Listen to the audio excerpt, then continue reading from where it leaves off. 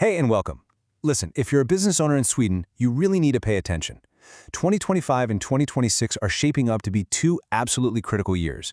A whole wave of new rules for taxes, reporting, and sustainability is heading our way, and being prepared is everything for your future success. You're hearing all these terms thrown around: Pillar 2, CSRD, and massive changes to the 312 rules.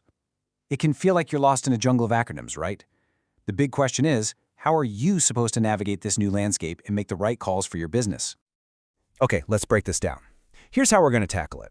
We'll start with the big, global changes, then we'll zoom into the new EU requirements, and finally, we'll land right here at home in Sweden, with the rules that could impact your wallet the most.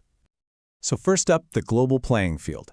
There are two major international regulations that are basically rewriting the rulebook for international business: Pillar 2 and CBAM. Let's start with Pillar 2.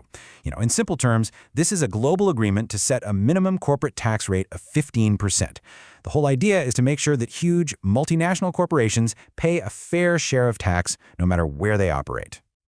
Now, when you see this number, 750 million euros in annual revenue, you might be thinking, okay, that's not me. And you might be right. But here's the crucial part. If your Swedish company is part of a larger group that crosses that threshold, then yeah, these rules absolutely apply to you. That could mean more internal reporting and maybe even a top-up tax. It's all about understanding where you fit into that bigger corporate puzzle. Next on the list is CBAM, which is the EU's Carbon Border Adjustment Mechanism. Just think of it as a carbon tariff. It's designed to put a fair price on the carbon emitted when making goods like steel, cement, and aluminum that are imported into the EU.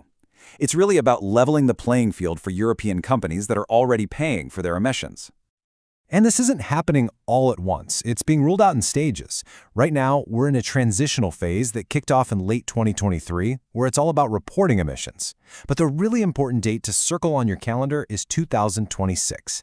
That's when the system goes live, and importers will actually start paying this carbon tax. Okay, so let's shift our focus from the global stage down to the EU level. Because on top of carbon pricing, the EU is also bringing in some massive new requirements for sustainability reporting, mainly through something called CSRD.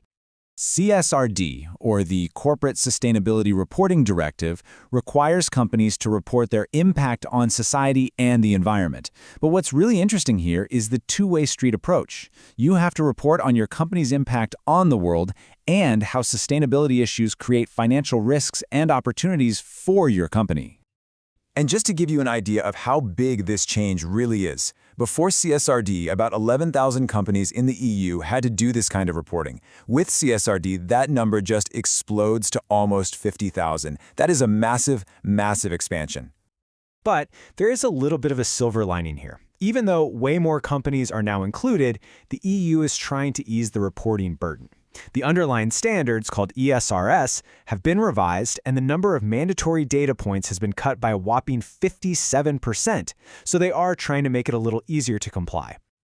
Okay, let's bring this all the way home to Sweden and focus on what is probably the most urgent issue for thousands of small business owners right now: the huge changes coming to the 312 dividend rules. Seriously, what you do in the next few months of 2025 could have enormous financial consequences. So here's the heart of the change. Right now, in 2025, each shareholder can use their own simplification rule. There's a salary requirement to use the wage-based allowance, and any unused allowance gets carried forward and even accrues interest. Starting in 2026, that all gets thrown out. Instead, there'll be one single base amount per company, not per owner. The salary requirement is gone, but so is that interest calculation. The key takeaway? We're going from individual pots of money to one shared pot for the whole company. So who should really be thinking about maximizing their dividend payout this year under the old rules? Well, first, if there are multiple owners in your company. In 2025, you each get your own allowance. In 2026, you'll have to share one. Second, if you own several different companies, because that ability to stack allowances is going away. And third, if you have a large saved dividend allowance, because 2025 is the last year it's going to grow with interest. After this, its value is effectively frozen.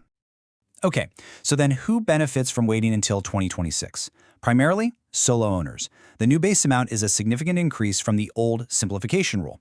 Also, if your salary wasn't high enough to meet the wage requirement in 2025, that hurdle completely disappears in 2026.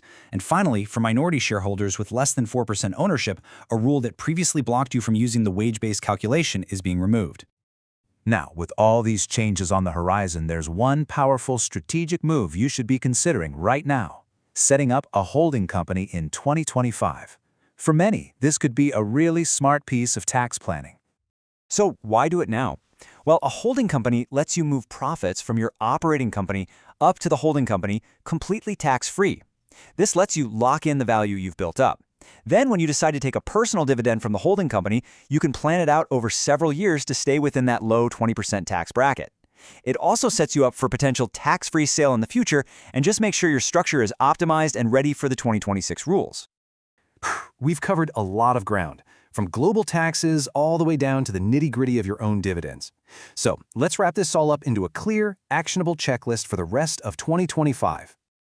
Here are the 4 things you really should do before the year is out. First, do the math. Compare your dividend allowance under the 2025 rules versus the 2026 rules to see what's best for you. Second, decide on your strategy. Take the dividend now or wait. Third, really evaluate if a holding company structure is the right move for you. And finally, don't forget that your 2025 salary still impacts your wage-based allowance for 2026, so make sure you optimize it. Look, there's no denying it. The rules are getting more complex. The changes we've talked about today present both challenges and, some pretty big opportunities. So the question I want to leave you with is this: as you look ahead to 2026, do you have the right advice and the right tools to navigate what's coming with confidence? Because planning now, that is truly the key to your success. Thanks for listening.